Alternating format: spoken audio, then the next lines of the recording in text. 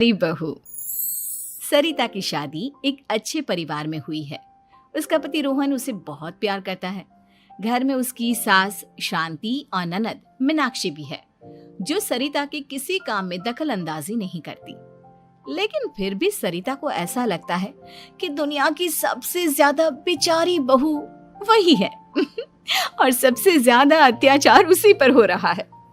माँ जी, ये लीजिए आपकी चाय। अरे बहू, तूने इतनी ज्यादा चीनी क्यों डाल दी चाय में?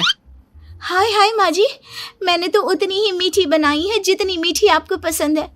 माँ जी, आपको तो मेरे हाथ की चाय अच्छी ही नहीं लगती। जब देखो कुछ न कुछ कमी निकाल ही देती हो। अरे बहू, तू एक बात के पीछे ही पड़ जाती है। मैंने ऐसा कब कहा कि तू रोज चाय खराब बनाती है? सरिता अपने कमरे में चली जाती है और फोन उठाकर अपनी माँ से बात करती है। हेलो माँ, कैसी हो आप? क्या कर रही हो? मैं तो ठीक हूँ, पर तू बता, तेरा मूड कैसा है? तेरी आवाज से लग रहा है कि कुछ तो हुआ है तेरे ससुराल में।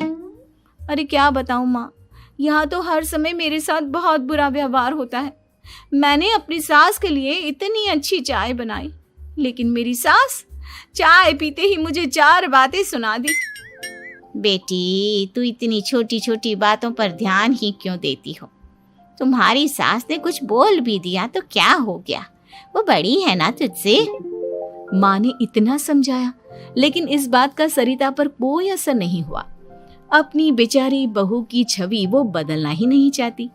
अगली सुबह सब नाश्ते की टेबल पर बैठकर नाश्ता कर रहे थे, तभी सरिता ने अपने पति से कहा, सुनिए जी, मुझे ना आज बाजार से कुछ सामान लेकर आना है। आज आप ऑफिस से आने के बाद मुझे लेकर चलना ना। भाभी, मुझे भी कुछ किताबें खरीदनी है। आप दोनों जा ही रहे हो तो मेरी किताबें भी ले आना। लो, अभी तो बात ही की है बाजार जाने की तो एक फरमाइश आ गई। माँ जी, आप भी बता दो कुछ, और हाँ, मोहल्ले वालों से भी बोल दो अगर वो कुछ मंगवाना चाहते हो तो। बेचारी मीनाक्षी अपना सा मुंह लेकर रह गई।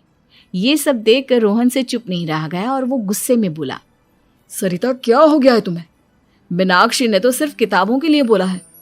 तुम्हें मीनाक्षी से इस तरह से बात नहीं करनी चाहिए। माफी मांगो उससे अभी। क्या? मैं माफी मांगू? दिन भर आपके घर के काम करूं मैं, आपकी और आपके घर वालों की बातें सुनूं मैं, और अब माफी भी मैं मांगू? ऐसा कभी नहीं हो सकता। ये बोलकर सरिता वहां से चली जाती है। एक दिन उनकी पड़ोसन घर आती है। अरे सरिता, क्या कर रही है?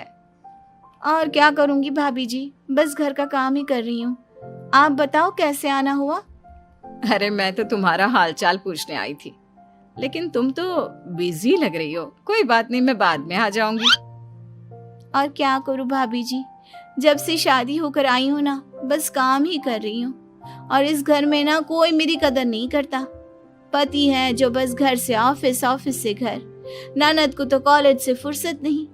बची सास तो उनका सारा समय मेरी गलतियां निकालने में लग जाता है। अरे ये क्या कह रही हो सरिता? तुम्हारी सास तो पूरे मोहल्ले में तुम्हारी तारीफ करती फिरती है कि तुम बहुत अच्छी हो, पूरा घर तुम्ही ने संभाल रखा है। हाँ तो क्या हुआ, इसमें गलत क्या कहती है? सच्ची तो कहती है। मेरी मर्जी के बिना इस घर का पत्ता भी नहीं हिलता। शाम को जब रोहन घर आया तो उसने सबसे कहा, कल हम सबको मौसी जी के घर जाना है। उनकी बेटी की शादी है। सब अपनी अपनी पैकिंग कर लो, सुबह होते ही निकल जाएंगे।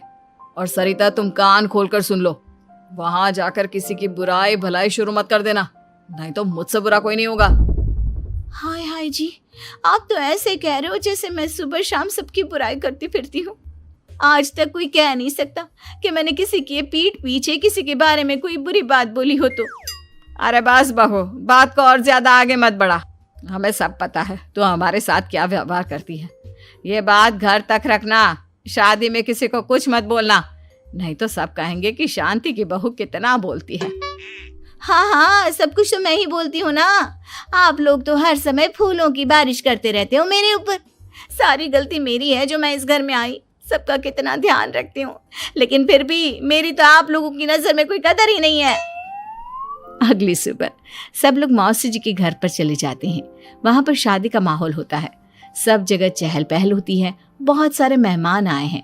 सरिता को वहां बहुत अच्छा लग रहा है। वो अपने मन में सोचती है, यहाँ कितना अच्छा लग रहा है, कितनी रौनक है। मैं यहाँ किसी से ज्यादा बात नहीं करूंगी। अगर मेरे मुंह से कुछ ऐसा वैसा निकल गया तो रोहन जी तो मुझसे गुस्सा हो जाएंगी। सरिता ये सब सोच ही रही थी कि वहां रोहन की कजिन साक्षी आ गई और सरिता से बोली, आप सरिता भाभी हो ना? जितना आपके बारे में सुना था, आप तो उससे भी ज्यादा सुंदर हो। हाँ वो तो है, मेरी सुंदरता की तारीफ सब करते हैं। मेरे मायके में तो सब यही बोलते हैं कि रोहन जी की किस्मत बहुत अच्छी है जिन्हें मैं मिली। लेकिन आप कौन है? मैंने आपको पहचाना नहीं। मैं रोहन भैया की कजिन हूँ। आपकी शादी पर नहीं आ पाई थी ना, इसलिए आप मुझसे मिली नहीं कभी। शांति मौसी और मीनाक्षी आपकी बहुत तारीफ करते हैं। क्या कहा तुमने? मेरी तारीफ? कभी नहीं। मेरे ससुराल वाले कभी मेरी तारीफ कर ही नहीं सकते। मैं इतनी अच्छी हूँ, मेहनती हूँ, लेकिन उन्हें तो मेरी कदर ही नहीं। सारा दिन घर का काम करती हूँ, फिर भी मेरी सास ना मुझे सुनाती रहती है, और पति भी मेरी सास की साइड लेते हैं। ना कभी बाहर ले जाते हैं, ना कहीं घुमाने। अगर घुमाने के लिए कभी बोल भी देना तो उनकी बहन बीच में आ जाती है। मैं कैसे रह रही हूँ उस घर में, ये मैं ही जानती हूँ। सरिता की ये बातें सुनकर साक्षी को बड़ी हैरानी हुई। अब वो हर किसी के सामने अपनी बढ़ाई और ससुराल वालों की बुराई करने लगी। रोहन और शांति को सरिता पर बहुत गुस्सा आया, लेकिन वो चुप रहे।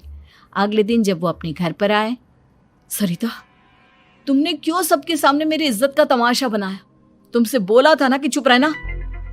अजी ऐसा भी क्या कह दिया मैंने जो इतना भड़क रहे हो? तुम जहां जाती हो अपना रोना शुरू कर देती हो, कभी किसी दूसरे की बात ही नहीं सुनती, बस अपनी कहती रहती हो। तुमने सबके सामने हमारा तमाशा बनाकर रख दिया है। हे भगवान, मुझे अपने पास बुला ले। जिस घर में मेरी कदर ही नहीं, उस घर में मेरा क्या काम? अरे क्या करूंगी मैं यहाँ रहकर? जो भी आता है मुझे सुनाकर चला जाता है। मैं तो किसी से कुछ नहीं कहती। सीधी सादी बहू मिल गई है ना सबको, तो जो जी में आए वो करो।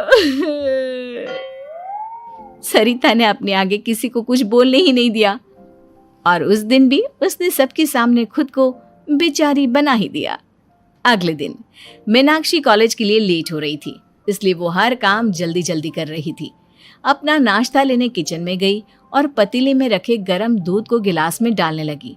दूध का पतीला उसके हाथ से छूट गया और गरम गरम दूध उसके हाथ पर गिर गया।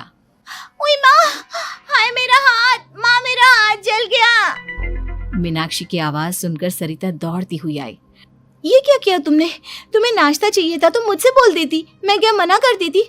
अब पता नहीं कितने दिन की मुसीबत पाल ली तुमने। सरिता मीनाक्षी को उसके कमरे में ले गई और उसका बहुत ख्याल रखा। उसका इस तरह से ख्याल रखना शांति और रोहन को थोड़ा अजीब लगा। माँ, सरिता के दिमाग का भी कुछ पता नहीं। कल शादी में सबको इतना कुछ बोल कर आई है हमारे बारे में, और अब मीनाक्षी की कितनी अच्छी देखभाल कर रही है। ये ऐसा क्यों करती है? बेटा, तेरी बीवी की ना आदत हो गई है सबके सामने खुद को बेचारी दिखाने की, और आदत इतनी जल्दी नहीं बदलती। जब ये बोलना शुरू करती है तो रुकने का नाम ही नहीं लेती, इसलिए इसे पता ही नहीं चलता कि ये किसके सामने क्या बोली जा रही है। लेकिन दिल की बहुत अच्छी है। हमें भी अपना दिल बड़ा करके ये जैसी है इसे स्वीकार करना चाहिए। ऐसी और कहानी के लिए लाइक एंड सब्सक्राइब नाउ।